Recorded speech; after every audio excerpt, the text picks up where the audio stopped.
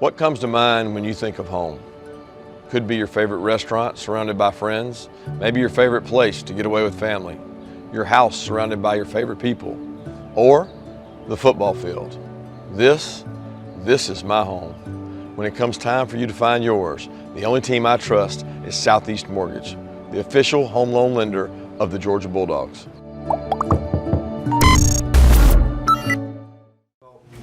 Really proud of our team. You know, when you go on the road, anytime in the SEC, and you play in an environment like this at night, on the road, tremendous adversity. And our guys have responded again and again and again to some tough situations. And it shows kind of the commitment to the practice week we had. This is a really good defense, guys. And our guys kept responding, competing. We had some big stops on defense. Thought our crowd and our fan base came out, and really proud to see that many folks there. But our team keeps getting better, and I think we're ascending at this time, and was proud of the way they competed. Coach, talk about snatching that. We'll turn that off, maybe. Coach, talk about snatching that momentum back there in the third quarter, coming out of the locker room after they got that punt return. Tremendous job offensively to get the ball in the second half. We thought that would define the half. Could we take the crowd out of it? Could we get some momentum back? We had lost momentum there in the first half at the end of it. And tremendous job by Darnell Washington, just elite perimeter blocker. Ladd breaks one tackle. Rose and me, a couple other guys had blocks downfield, and then Ladd outran them. So it was a great play call, great play design. It was a play that we'd put in this week for that look, and it hit. Coach, how valuable is it for your offense can stack 12-play scoring drives seemingly at any point in the second half? It seems like y'all can reach back and grab a death march, if you would. Well, it may seem like that a couple times we went 3 and out, but I certainly wanted to chew more clock up there, after the big fourth down stop. But we were kind of backed up, took it conservative, tried to eat some clock, punted the ball, and punted it really well in that punt, and flipped the field position. But they've been consistent. Look, Stetson understands our offense, and he put us in some really good situations. He made some really good throws. Did have a couple picks, a couple poor decisions that he got away with that weren't. But he made some big throws. The protection he changed and got the ball to Ladd was really elite down there. The throw to Ladd on the one was big. But we're doing some good things offensively. We just got to be more consistent. Coach, the end of the half, did you regret not being able to bleed out that clock a little better? Bad as bad as it's been. We discussed it before we went out there, and we were going to throw a screen on first down, which is a chance to get it going. You hit Ladd right there, and you get it going. The clock's running, and the decision there, once we hit Ladd, we thought, okay, we're going to go 2 minutes and try to get it going. Then we threw it incomplete, and then the decision was to run the ball, and we called a run, but it has an option of throwing it, and that goes back to maybe us reining it in some, not putting so much on Stetson. It was quarterback draw with the option to throw it, and then once we threw it, now we got problems. We got a punt. They only have one timeout, so we had 3 timeouts, and usually you want to play that aggressive and use that, and it backfired on us. And we also protected on the punt, thinking they'd rush it, and we didn't have the one gunner in.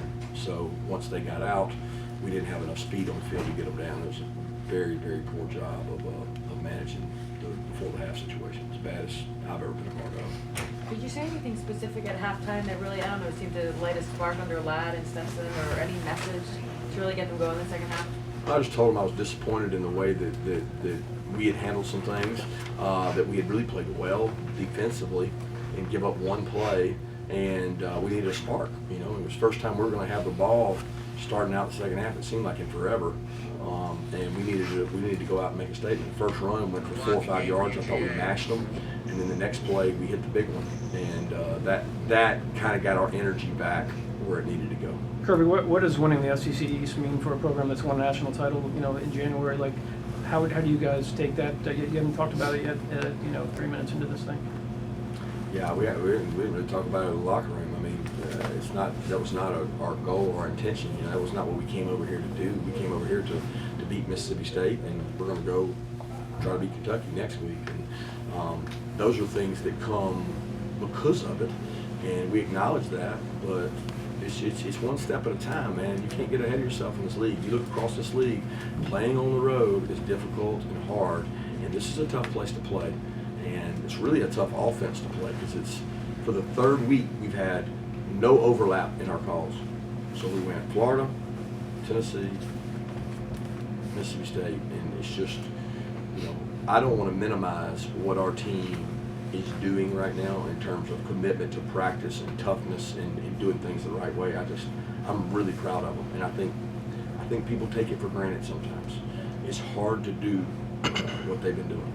Coach, when you say there's no overlap, can you elaborate on that a little bit? You're saying there's complete different terminology week in and week out for. Yeah, I mean, the calls don't overlap. One's a traditional, NFL type offense, and then you got a wide split, spread out, and then you got air raid. They're nothing alike. There's no overlap whatsoever. We had 7 or 8 calls that we don't use all year. And so what's happening is, like, on your young players, it's like starting over on Monday. We'll go back this Monday and go back to a little more traditional. We're playing our offense or playing Florida because Kentucky's a little more traditional. But it's harder when you do that in season. It's like playing a triple option team in the middle of the year. It's just off the beaten path. But we knew that. We knew that at the start of the season. So, I mean, we worked on it. We practiced it all week. And Dalt Schumann and his staff, man, they did a great job on defense now, getting some critical 4th down stops. Kirby, it seemed like other than the Lads run, you guys kind of had trouble running the ball tonight. What sort of stood out to you on that side? Mississippi State is good. They're physical. I don't know. Y'all know their stats. Y'all know, like, they might be ranked last in the SEC in rush defense. I don't know. But I know this. They got some big grown men that have started for 2 years up there. They are physical. They come off the rock. They knock you back. And I caught some of the Auburn game last week, and I'm like, well, Auburn ran pretty good on them. Well, maybe they weren't playing the same way against Auburn they were playing against us. I can just tell you this, we're going to get everybody's best shot. And I know how hard, I am so impressed with our ability to run the ball against them because of what they were doing defensively. I mean, we knew it all week, guys. They got some guys up there that are going to play on Sundays, and they scratch off and come. So it's, go look across the league. Who's running it really, really good? It's hard. Kirby Kears had a couple of those huge catches. Just what does a guy with all his experience bring on a night like this? For, like you were saying, y'all face some adversity. Value. I mean, he's a guy that's been there, done that. That catch he made over the middle to take that shot and hang on to the ball. Are you kidding me? And I was just waiting on the ball to come out. I'm like, dang, he held on to it. And then he made a circus catch over on their sideline, And Kears is a competitor, man. I mean, the guy is just full of heart and full of love for Georgia, and he's an unsung hero of this group. Wasn't a perfect night for you guys, turnovers, execution stuff, and yet you go on the road, you win by 26 points. What does that say about this program that they're able to have that kind of a victory where it's not your best night or your A effort? It says we're 1 week away from playing Kentucky, and humility is a week away. Does this team keep responding to those situations where you get hit and you just kind of turn on the jets because they are so talented or because there's something in them? I don't know that. I don't know the answer to why. I do know they have a unique connection for each other, a love for each other, an appreciation of things getting tough. We anticipated things being tough here. So how do you anticipate things being tough? You take your DNA traits and you say they travel. They're going to go in with us, and we're going to use them when we need them. Because if you just lift 50-pound bar all your life, you're never going to get stronger, right? You got to lift heavy weight. So we lifted some heavy weight tonight in terms of our DNA, our composure, our resiliency, our toughness, and we were ready to use them because we practice them all year. And it's like, okay, here's our opportunity, guys. What do you want to do with it? And I don't think you can go into the game, oh no, we're on the road. We're coming off Tennessee game. Don't nobody care? Nobody cares. The only thing we care about is how we practice and how we go play. And right now, our kids are buying into that. They're buying into practice matters, coach. Walkthrough matters. And I appreciate our kids and how tough they are. It's set now. You're going to get LSU in Atlanta. Does that get any part of your attention, knowing what that will mean? You know what that answer to that question is. We got to focus on Kentucky. I mean, why would anybody think that we're going to talk or even think about them? We have 2 games to play, right? Like, that's the furthest thing from my thought process. All I'm thinking about is how fast I can get on that plane to get rest so I can get ready for Kentucky tomorrow, because they were done at 12. They played at 12 today. They played at home at 12. Kirby, Bowers, McConkey, and Bennett have your 3 longest runs of the season. What's it like to have those guys that are not running backs be able to spring them like that? It's awesome. It's great. It's perimeter blocking. It's not like they did it on their own. Brock's run was off of Darnell. I guess you're assuming Kent State, right? Yeah. And then Ladd's run was off of Darnell, and then Stetzel's against Auburn on the quarterback draw where he split them. So, I mean, usually doesn't happen without the help of someone else. They just are the ones that get the credit. How much of Stetson's football experience, all the snaps he's played, really helped this offense? Same way Will Rogers to me. I mean, you're playing a guy that we're out there doing things that most quarterbacks don't see. He sees them. Stetson, he sees it, man. There's a play on 3rd and 2 that we go fastball, and it's a designed run, and I'm like, ooh, 2. It's going to be tough to get this 2 because it's a long 2. It's going to be fast. Boom, he spits it out to Marcus Rosen. I think 3 plays later or something, 4 plays, let me go down and score. And it's like, ooh, that play was big. You know, the roughing the kicker was big.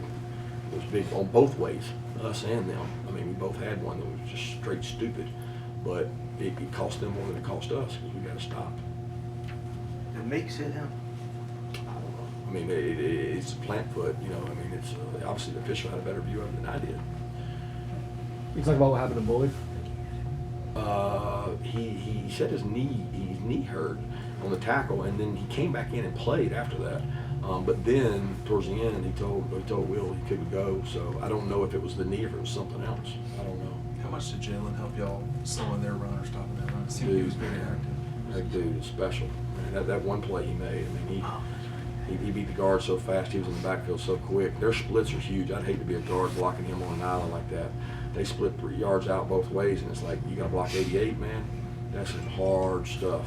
He's made us chance to go where we need to go on defense when he's healthy and he's playing, and he's taking the burden off of some of those other guys.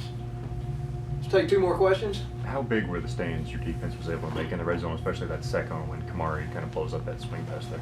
That was a great call by Shu. I mean, that was a great call. They threw that to be a man beater, and we weren't in man.